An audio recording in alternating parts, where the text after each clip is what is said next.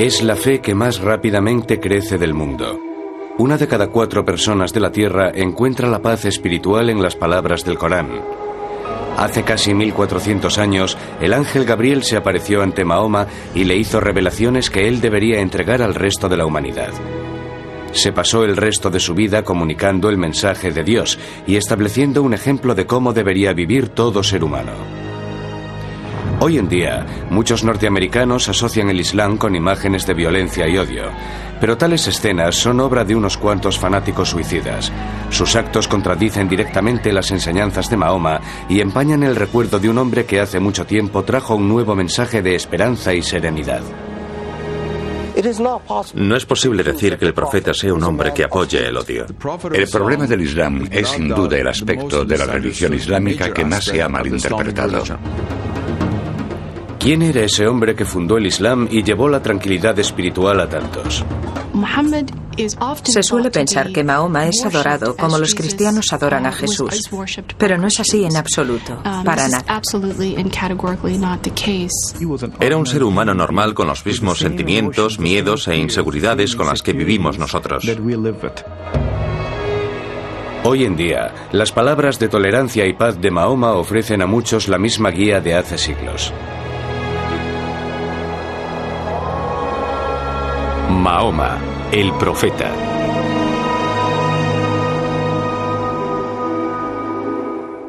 Por respeto a las creencias y prácticas de los musulmanes, en esta biografía no se mostrarán imágenes ni del profeta Mahoma ni de su familia inmediata. Allahu Akbar, Allah. 5 minutos cada día, más de 1.500 millones de personas miran hacia la antigua ciudad de la Meca y ofrecen sus oraciones a Alá. Desde Nueva York a Indonesia, desde Nigeria a las llanuras de Asia Central, los musulmanes repiten las palabras que aprendieron hace 1400 años de labios de un humilde mercader y profesor gentil llamado Mahoma. Hubo una época en la que era muy pobre y solo tenía una manta y la necesitaba, pero había un gato durmiendo sobre la manta, así que él cortó la parte de la manta que quedaba bajo el gato. Porque no quería molestarlo, cogió el resto de la manta y se marchó.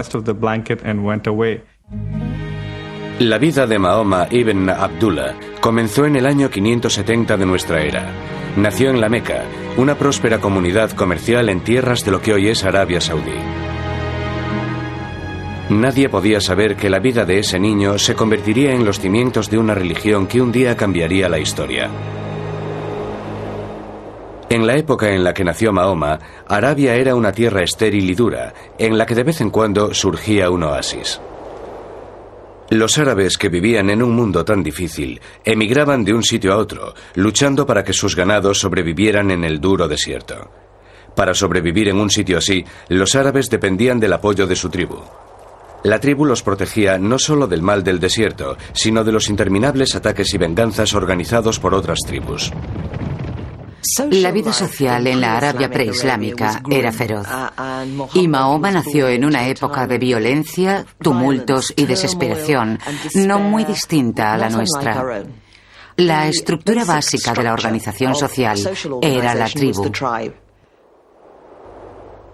Pero los nómadas del desierto también dependían de otros árabes que poco a poco habían construido ciudades pequeñas donde se dedicaban al comercio. La más próspera de dichas ciudades era la Meca, hogar del joven Mahoma. Mahoma era miembro de una tribu llamada los Quraysh, que habían abandonado la vida nómada y se habían convertido en prósperos comerciantes de caravanas. Había crecido siendo huérfano. A los 8 años estaba al cuidado de un tío que era el jefe de uno de los clanes de la tribu Quraysh. Como principal tribu de la Meca, los Quraysh también eran los guardianes del lugar santo más sagrado de los árabes, la Kaaba. Aunque reconocían a una deidad llamada Alá, también adoraban a muchos otros dioses y diosas en la antigua Kaaba. Los árabes rezaban ante más de 300 ídolos que se erguían alrededor de la sagrada estructura en forma de cubo. Tenía una consecuencia social y política muy importante porque era un lugar sagrado y toda violencia estaba prohibida en un radio de 30 millas alrededor de la Kaaba. El comercio había llevado riqueza a la Meca, pero los celos y los continuos enfrentamientos estaban destrozando el viejo sistema tribal. Los ricos ignoraban a los pobres. Algunos opinaban que la vieja religión árabe necesitaba un cambio. Los judíos y los cristianos habían tenido sus profetas de la Reforma. Al igual que Moisés y Jesús habían proporcionado inspiración y renovación, muchos en la Meca deseaban una nueva revitalización espiritual. Mahoma se había convertido en guía de caravanas en su ciudad natal y organizaba viajes a lugares tan lejanos como la tierra que hoy ocupa Siria. Pero también él comprendía que los viejos valores de la caridad y la comunidad se estaban perdiendo en la Meca. Mahoma era profundamente respetuoso con la religión de sus antepasados, visitaba la Kaaba frecuentemente e intentaba llevar una vida de justicia y respeto hacia todos. No contamos con mucha información sobre el profeta Mahoma antes de que fuese llamado a ser profeta. Pero la información que la tradición nos ha legado indica que era alguien que era muy bueno en lo suyo, era un buen guía de caravanas. Entre otras cosas, su apodo era Al-Amin, persona de fiar. Muy pronto lo conocieron como hombre honrado, porque era un hombre justo al que le preocupaban los problemas sociales.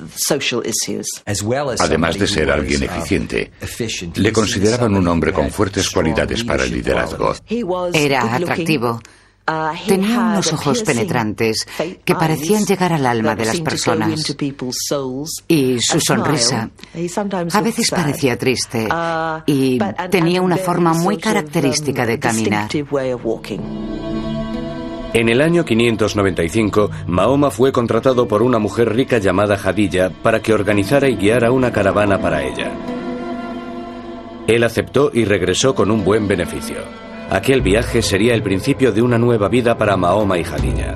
Él era un ejecutivo internacional cuyo jefe era una mujer. Él era un buen partido y ella se le declaró directamente. Jadilla, en muchos aspectos, es una figura histórica interesante. Es una mujer que se ha hecho a sí misma y que decide declarársele a Mahoma, que por entonces no era profeta. Dicen que él era 15 años más joven que ella. Parece que vivieron una relación en la que había mucho amor. Mahoma y Jadilla tuvieron 5 hijas. Mahoma era un padre muy cariñoso y durante toda su vida mostró afecto hacia todos sus hijos. Aunque el clan encabezado por su tío tenía poco prestigio entre los Quraysh, la reputación de Mahoma en la Meca continuó creciendo. Era conocido por su amabilidad para con los esclavos, su caridad para con los pobres y su justicia al tratar con todo el mundo. Cada año, durante el Ramadán, el 9º mes del año lunar, Mahoma se iba a las montañas que rodeaban a la Meca, lugar donde disfrutaba de su soledad y la oración.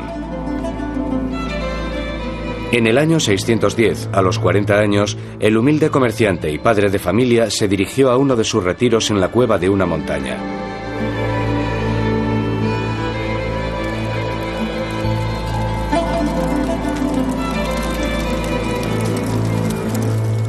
Día y noche, Mahoma permanecía en la cueva ayunando y orando. Una noche, mientras las llamas danzaban contra las oscuras paredes de la cueva, la vida de Mahoma cambió para siempre.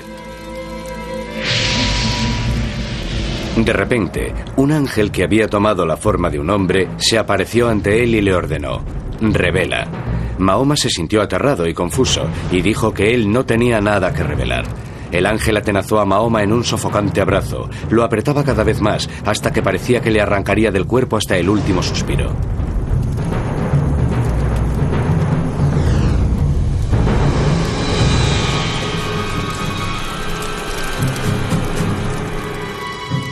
Revela en el nombre de tu Señor el Creador.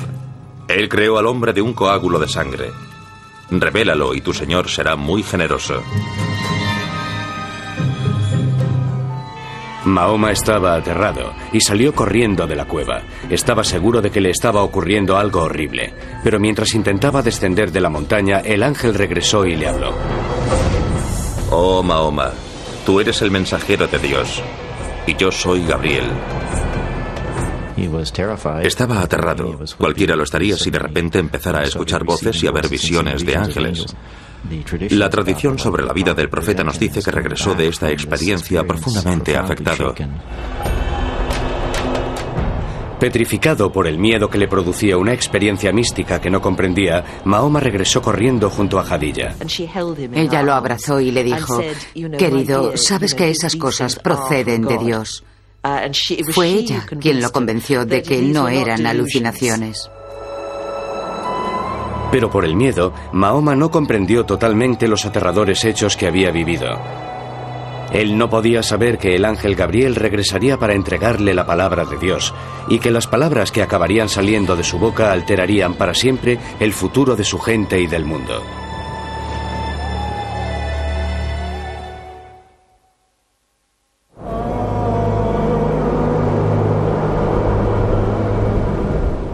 En el año 610, un comerciante árabe de 40 años con esposa e hijas había recibido la repentina visita de un ángel que le había ordenado convertirse en el mensajero de Dios. Poco a poco, Mahoma ibn Abdullah comenzó a aceptar que Dios quería que él le hablase a su gente como Moisés y Cristo habían llevado la palabra de Dios en otras épocas. Varias revelaciones siguieron a la primera, pero Mahoma estaba confuso y luchaba por comprender exactamente qué mensaje quería Dios que él transmitiera. Entonces, de repente, las revelaciones pararon. Mahoma guardaba en la oscuridad. Creía que Dios lo había abandonado, que no era merecedor de él. Él no sabía si sería el final de su comunicación con Dios, ni qué debía hacer basándose en esa comunicación limitada. ¿Qué había hecho para ofender al cielo y al ángel que le había hablado? ¿Cómo podía ser mensajero si no tenía mensaje? Pero mientras se hundía en la desesperación, otra revelación rompió el silencio. En el brillo de la mañana y en la quietud de la noche, tu Señor no te ha traicionado, ni se siente disgustado contigo. Lo que seguirá es mejor que lo que ha precedido, y pronto se te concederá aquello que te agradará. Mahoma ya tenía claro que no había malinterpretado las primeras revelaciones. En realidad, había sido llamado a decirle al mundo que no deben existir más dioses que el único Dios, Alá. A medida que iban llegando las revelaciones, las palabras se quedaban grabadas en la memoria de Mahoma. Al recitarlas, las iban copiando y formaron el Corán, el libro sagrado de Dios.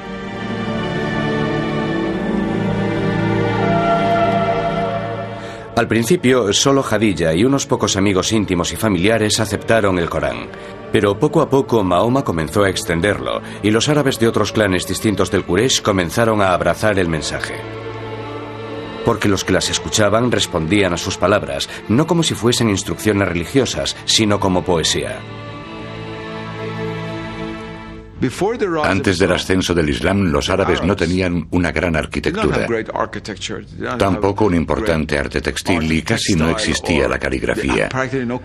Pero tenían una excelente poesía. La poesía oral era el arte supremo. Lo que se había desarrollado por entonces era una cultura en la que la poesía jugaba el papel quizás que hoy juegan los programas de televisión, los culebrones en nuestra cultura moderna. En las aldeas y ciudades, o en los simples campamentos de beduinos en el desierto, los árabes capaces de hacer poesía y música ocupaban un alto estatus. Cuando Mahoma entonaba los versículos del Corán, las palabras se convertían en música, y él conseguía tocar un nervio profundamente espiritual en los que lo escuchaban. Muchos decidieron abrazar el Islam y su mensaje, pero para Mahoma no aceptaban nada nuevo, sino que regresaban a la antigua religión. En cierto modo, el profeta llamaba a la gente para que regresase a la única fe verdadera, a la fe de Abraham, y al único Dios verdadero, no a un Dios nuevo, sino al único Dios verdadero que se había revelado ante Adán, Abraham, Moisés y Jesús. Por lo tanto, Mahoma, en el sentido más amplio de la palabra, es un reformador. Hasta el momento, Mahoma había evitado mencionar los ídolos que rodeaban la Kaaba.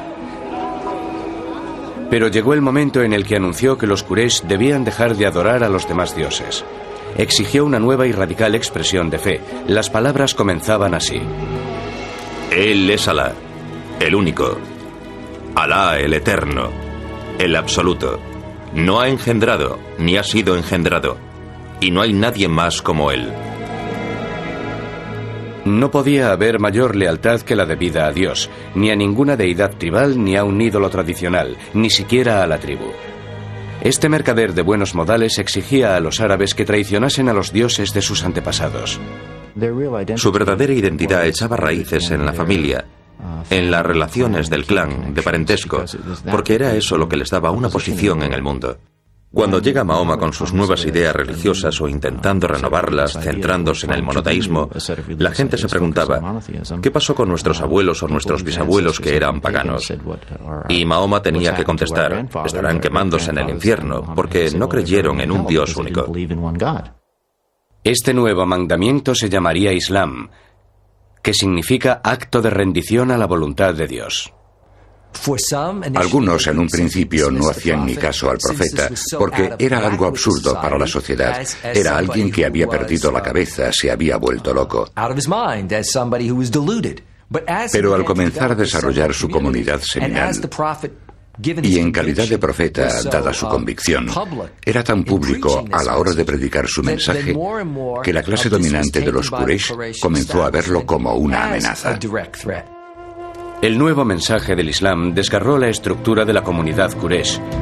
Pronto, como hiciera Jesús antes que él, el ministerio de Mahoma volvía al padre en contra del hijo y a la familia en contra de la familia.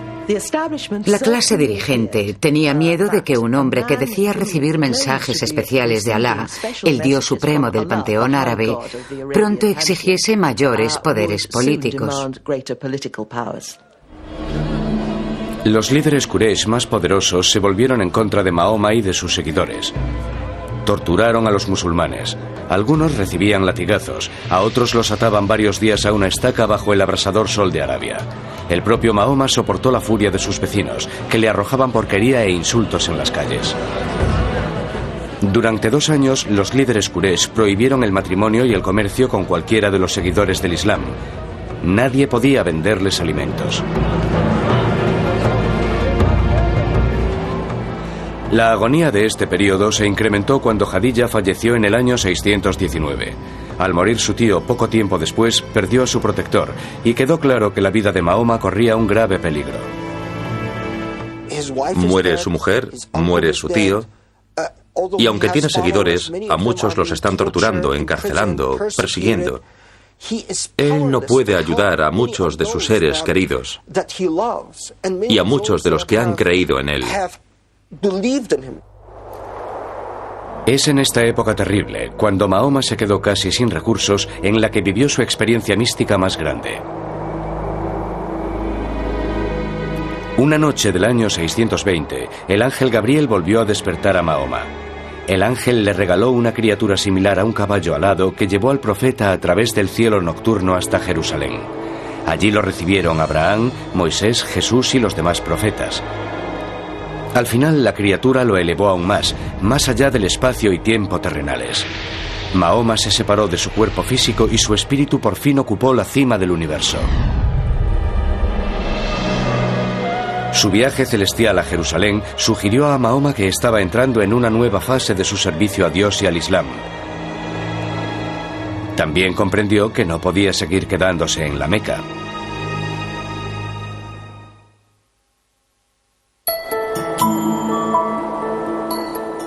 A más de 200 millas al norte de la antigua Meca se encuentra el fértil oasis de Yatrib.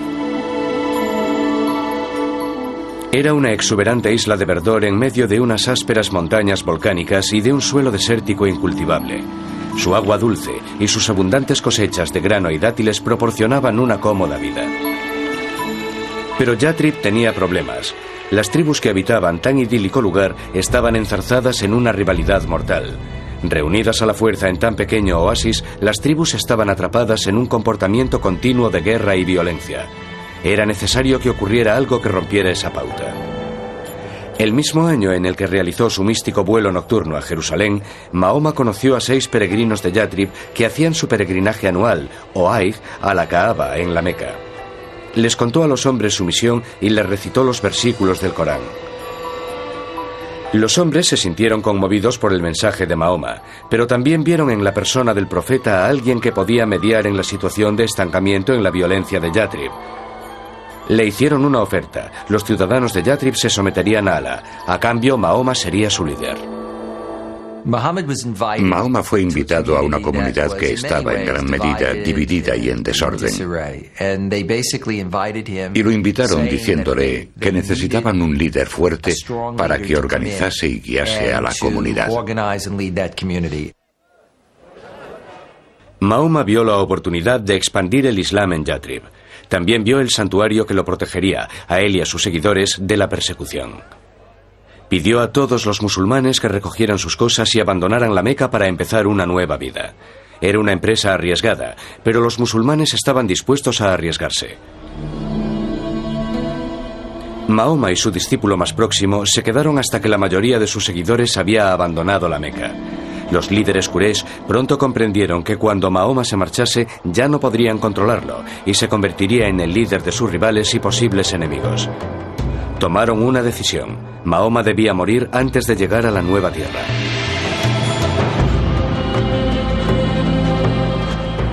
Para que ningún clan cargase con la responsabilidad, se decidió que un miembro de cada uno de ellos le clavaría una espada a Mahoma al mismo tiempo. Los hombres buscaron desesperadamente por toda la Meca, pero Mahoma había sido advertido de la amenaza y había huido. A la mañana siguiente, unos jinetes salieron en persecución de Mahoma y siguieron su pista hasta la entrada de una cueva. Mahoma y su discípulo se ocultaban dentro. Pero la tradición musulmana dice que los asesinos Quraysh encontraron una paloma que anidaba delante de la cueva, cuya entrada estaba cubierta por una telaraña. Los Quraysh llegaron a la conclusión de que no podía haber nadie dentro. Alá había protegido a su profeta. La huida de la Meca en el año 622 es para los musulmanes la Égira. No hay ningún acontecimiento que tenga más importancia en la cultura del Islam. Se convirtió en el principio del calendario musulmán. Supuso el principio de la creación de la comunidad musulmana. A diferencia del calendario gregoriano que comienza con el nacimiento de Cristo, el calendario musulmán o islámico se basa en el calendario lunar y también en el concepto de comunidad. Cuando Mahoma llegó a Yatrib, la gente salió a recibirlo y todos querían el honor de alojarlo en su casa. Pero Mahoma dejó que su camello preferido, Kaswa, vagase sin guía por la población. Cuando al final Kaswa se paró y se arrodilló, Mahoma dijo que aquel era el lugar en el que viviría. Ordenó que comenzaran a levantar una casa y la primera mezquita. A partir de entonces, Yatrib se llamaría Medina, nombre que simplemente significa ciudad. Pero el mayor cambio se produciría en la naturaleza de la propia comunidad. Las visiones de Mahoma produjeron nuevas palabras para unir a sus propios seguidores de la Meca y a la gente de Medina. El Corán tenía un versículo nuevo. Aquellos que creyeron e hicieron la Égira y aquellos que ofrecieron sus casas y su ayuda son protectores los unos de los otros. Lo que él comenzó a crear en Medina fue algo que nunca se había visto en Arabia, algo totalmente nuevo. Era una comunidad unida por un ideal, por una ideología común, por una religión compartida, no por la sangre. Estaba creando, por así decirlo, una supertribu en la que la gente no estaba emparentada entre sí, sino que se relacionaban por la fe y por determinados acuerdos. Si pensamos en la Arabia del siglo VII, que se basaba en el parentesco tribal, la idea de una comunidad basada en la fe, a la que cualquiera podía unirse, esclavo, mujer, hombre, rico, pobre, negro, blanco, era algo revolucionario. Y por supuesto muy amenazador para algunos. Para unir más a las gentes musulmanas, Mahoma dio por terminado su luto por Jadilla y comenzó a tomar nuevas esposas. En total se casaría con 11 mujeres de tribus y clanes muy diferentes. Unos 7 meses después de que los musulmanes llegasen a Medina, se terminó la primera mezquita. Incluía un gran patio en el que decir las oraciones. Se sopesaron varios métodos para llamar a los musulmanes a la oración. Tocar un cuerno, como los judíos, una campana, como los cristianos. Pero al final se decidió que solo era necesaria la voz humana para llamar a la oración que Mahoma había enseñado a su pueblo. Se eligió a un hombre joven para hacer dicha llamada. Y por primera vez, los musulmanes oyeron las palabras que siguen sonando en las mezquitas de todo el mundo, atrayendo a todos a Dios. Allahu Akbar, Allahu Akbar. Admito que no existe más Dios que Alá. Admito que Mahoma es el apóstol de Dios. Venid a rezar. Venid a rezar. Mahoma creía que llamaba a los fieles a la vieja religión que los árabes habían compartido con el judaísmo y el cristianismo. Pero siguiendo las órdenes de Alá, el profeta comenzó a crear una nueva identidad para la comunidad islámica que la separaría de las otras formas más antiguas de monoteísmo. El Corán y el profeta creían que la revelación que se le había dado a Moisés en lo que se llama la Torá y la revelación de Jesús se habían distorsionado históricamente, no por parte de los profetas, sino de las comunidades que los siguieron.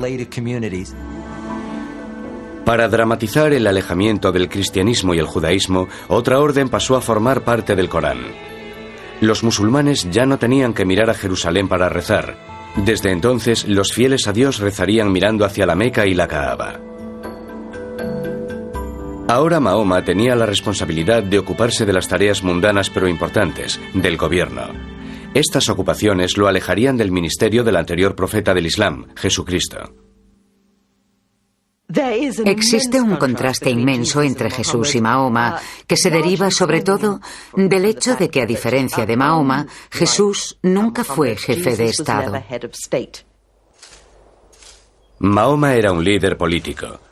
Eso significaba que tomaba decisiones que afectaban al trabajo, la economía, el comercio y la seguridad de Medina. Para proteger a la combativa y joven comunidad, Mahoma sabía que la política básica de Arabia tendría que cambiar. Y eso significaba que habría que enfrentarse a la amenaza de los Quraysh.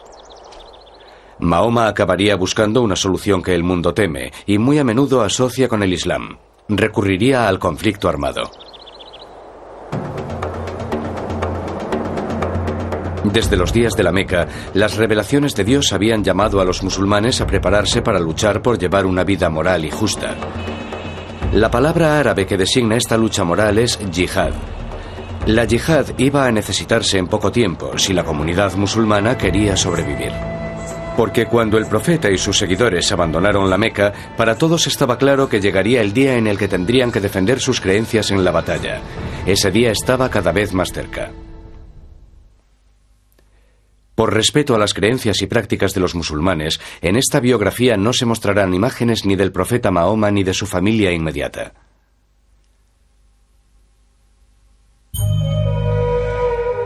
Aunque los fundamentos religiosos del Islam incluían el mensaje de paz de Jesús, también habían adaptado la tradición judía de la justicia.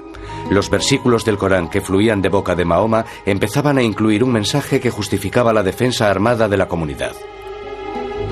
Se les da permiso para luchar porque son perjudicados. En verdad, Alá el Poderoso acudirá en su ayuda. Son aquellos que han sido expulsados de sus hogares. Los planes de Mahoma para la defensa de la comunidad comenzaban a incluir la palabra yihad. Es un término que suelen citar los que se oponen al Islam como prueba de la confianza de esta religión en la violencia y en la guerra. Pero el verdadero significado de yihad es algo muy diferente. Yihad procede de la raíz arábiga yihada, que significa lucha. Se hace referencia a ella continuamente como una lucha en nombre de Dios. Si la yihad es financiera, se responde financieramente. Si la yihad es violenta, se responde con violencia. Y esas son maneras de restablecer la paz. Pero en la historia, los extremistas se apropian, en una etapa ya muy temprana, de esa noción de yihad. Y eso es lo que se relaciona con lo que los extremistas como Osama Bin Laden y Al-Qaeda hacen mucho más tarde. apropiarse de este concepto de yihad para legitimar lo que ellos quieren hacer. Mahoma ya había hablado de la yihad cuando los musulmanes aún vivían en la Meca, pero las nuevas revelaciones hacían hincapié en un aspecto diferente de la yihad. Llegaron en un momento en el que los musulmanes de Medina luchaban por su supervivencia. Los Quraysh habían conseguido que la mayoría de ellos saliesen de la Meca sin llevarse nada de valor. Cuando Mahoma y sus seguidores llegaron a Medina, eran en cierto modo exiliados de su ciudad natal. Estaban sin empleo, por decirlo claramente. No tenían ninguna forma de ganarse la vida. No cultivaban dátiles y toda la tierra disponible en aquel asentamiento agrícola ya tenía dueño. Por eso comenzaron a realizar incursiones. Dios había dado a los musulmanes la orden de luchar, y ahora las revelaciones de Dios permitían que esa lucha incluyese el derecho a la supervivencia. Y así vemos cómo la yihad llega a definirse como el derecho y a veces la obligación de los musulmanes, tanto en calidad de individuos como de comunidad musulmana, a defenderse, a involucrarse en una guerra defensiva. Armado con la aprobación del Corán para defender su comunidad, Mahoma eligió una solución tradicional árabe: defiéndete atacando. Mahoma encabezaría el ejército que atacaría la caravana Quraysh más importante del año. El plan de Mahoma consistía en interceptar la caravana cuando ésta se acercase a los pozos de Badr, cerca del Mar Rojo. Pero antes de que sus fuerzas llegasen a los pozos, a la Meca llegaron noticias de la existencia del ejército musulmán. Los líderes Quraysh se escandalizaron por el hecho de que Mahoma intentase capturar su caravana. 1000 hombres salieron de la Meca para enfrentarse al ejército musulmán. Mahoma sabía que los Quraysh le obligarían a luchar.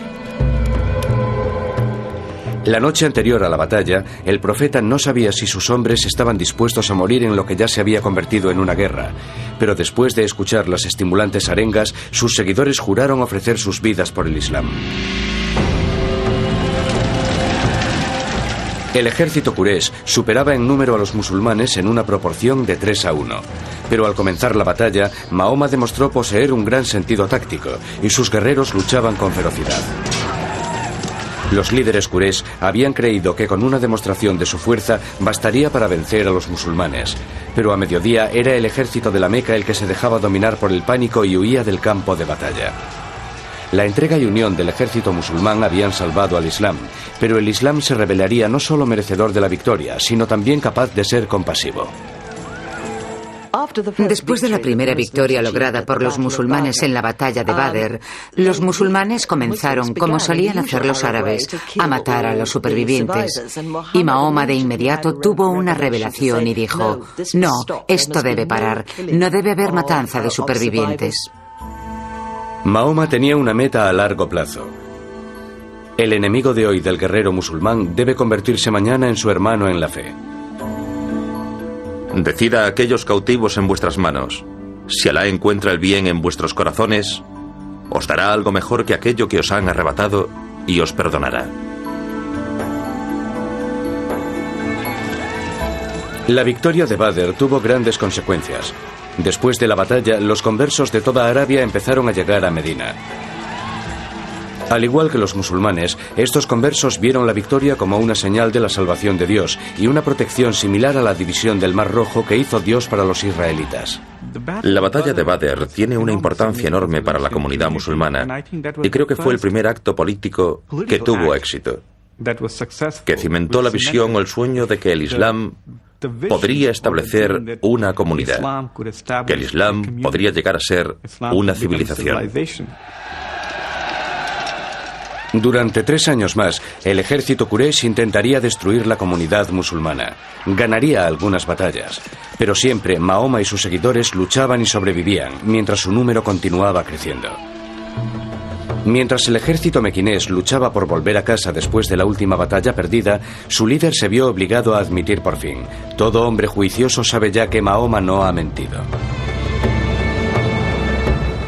Medina y la comunidad musulmana estaban libres por fin de ser atacadas. El profeta estaba preparado para emprender el último paso en cumplimiento de su destino. Ese paso consistiría en regresar a la ciudad sagrada de la Meca.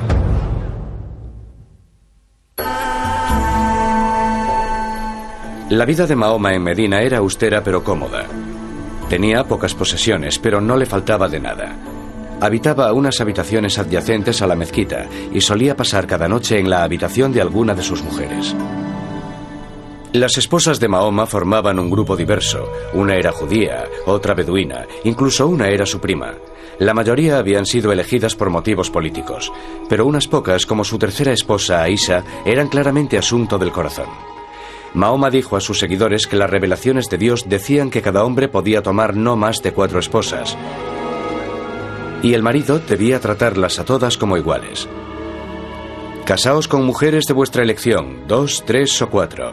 Pero si teméis que no podréis mantener la justicia entre vuestras esposas, entonces casaos solo con una. Con frecuencia, el mundo moderno opina que el Islam es machista, como poco, y misógino como mucho. Pero en realidad las enseñanzas de Mahoma proporcionaron nuevos derechos a las mujeres, que en el mundo cristiano tardarían siglos en conseguir. El primero fue el derecho a la vida. El Corán prohibía la práctica del infanticidio femenino, que había sido algo común en la Arabia anterior a su llegada. A las mujeres también se les concedió el derecho a la educación, a ser debidamente educadas como lo eran los hombres, a heredar, lo que significaba que también podían comprar y vender propiedades, lo cual implicaba que tenían que realizar transacciones comerciales. La costumbre de que la mujer musulmana lleve velo se considera erróneamente otro indicio del prejuicio del Islam contra las mujeres. La emancipación de la mujer era un proyecto muy querido para el profeta. El Corán no dice que las mujeres deban llevar velo o que deban recluirse en una parte distinta de la casa. Estas costumbres fueron adquiridas 3 o 4 generaciones después de la muerte del profeta. Creo que ser una mujer con educación contemporánea está más en la línea de lo que el profeta quería para la mujer que lo que hemos visto en la historia reciente del Islam. Mahoma había alcanzado un gran éxito. Sus seguidores en menos de 20 años habían pasado de ser un puñado a ser miles de devotos conversos. Pero no podía completar su misión mientras el lugar sagrado de la Kaaba continuase albergando ídolos. En enero del año 630, Mahoma puso rumbo a la Meca a la cabeza de un ejército de 10.000 hombres. Cuando los musulmanes se acercaban a la ciudad sagrada, los mequineses no intentaron resistir. Estaba claro que los viejos dioses de los Quraysh no tenían poder ante el Islam. El profeta no deseaba derramar sangre. Proclamó la amnistía como símbolo de su deseo de unir a todas las gentes como hijos de un solo Dios. Las únicas víctimas que deseaba seguían sentadas en la Kaaba. El profeta entró en la estructura sagrada y dirigió la destrucción de los 365 ídolos mientras recitaba el siguiente versículo: la verdad ha llegado y conquistado la falsedad. Mahoma había validado su visión y proclamado al mundo la fuerza y vitalidad del Islam. Cuando falleció en junio del año 632, el profeta había llevado la paz a Arabia. Había transformado una religión de muchos dioses en un poderoso monoteísmo basado en una guía moral y ética para la vida diaria. Pero la muerte de Mahoma marcó el nacimiento de la gran era del Islam. En cuestión de 100 años, las palabras del profeta se extendieron desde Arabia al resto del mundo. Mientras la cultura árabe se mezclaba con el saber griego y bizantino, la era de la Ilustración islámica proporcionó enormes avances en matemáticas, astronomía, medicina, literatura y arquitectura. ¿Quién iba a pensar hoy en día, y mucho menos entonces, que un hombre nacido huérfano, en una sociedad árabe dividida, analfabeto, guía de caravanas, crearía una tradición religiosa cuya presencia física, a los 100 años de su muerte, se extendería desde Arabia hasta el norte de África y hasta la India? Y siempre advertía a sus seguidores que no lo convirtieran en un Jesús, que jamás dijeran que era divino. Decía que solo era un hombre corriente. El hecho de que llevara lo que podríamos llamar una vida normal lo hace muy atractivo para muchos musulmanes, para la mayoría de los musulmanes. Que se casara, tuviera hijos, son cosas que lo hacen muy accesible como modelo para la gente. Muchos siglos después de desaparecer, la vida de Mahoma sigue siendo la base de la fe que fundó. En la actualidad, es la religión que más rápido crece en el mundo. Mientras estos devotos responden a la antigua llamada a la oración, cada uno de ellos sigue el ejemplo del profeta para que proporcione paz y serenidad a su vida diaria. La antigua Kaaba sigue estando en la Meca, y millones de peregrinos acuden allí cada año para volver sobre los pasos del profeta. El lugar de la ascensión de Mahoma sobre su criatura alada para encontrarse con Dios es hoy en día la mezquita de la Cúpula de la Roca, en Jerusalén. La puerta de Mahoma al cielo se ha convertido, por desgracia, en el centro de la enemistad y el odio entre dos pueblos que comparten las mismas fuentes, los mismos comienzos. Algunos musulmanes que toman parte en la violencia utilizan las palabras de un hombre compasivo para legitimar sus actos de crueldad y odio.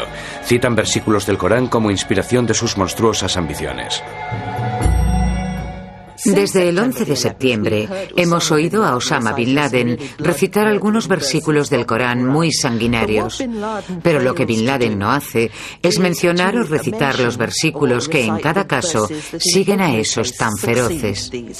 Siempre dicen, pero el perdón es mejor. Si queremos coger parte del relato, uno de los capítulos, y desarrollar un concepto del profeta basándonos en ese único capítulo, claro que nos saldrá distorsionado y percibiremos al profeta como un hombre violento, un hombre que odia. Cuando la gente comete injusticias, es violenta en nombre del Islam. Comete injusticias y es violenta contra Mahoma y contra Dios. Para que la paz llegue a un mundo convulso, los musulmanes y los no musulmanes deberán hallar una fuente de confianza y aceptación de sus metas comunes. Una de esas fuentes podría ser una mejor comprensión de la vida de Mahoma. Liberadas de las motivaciones egoístas que algunos terroristas pretenden darles, las palabras del profeta siguen ofreciendo esperanza y optimismo a un mundo turbulento. Si alguien mata a un ser humano, será como si hubiese matado a toda la humanidad.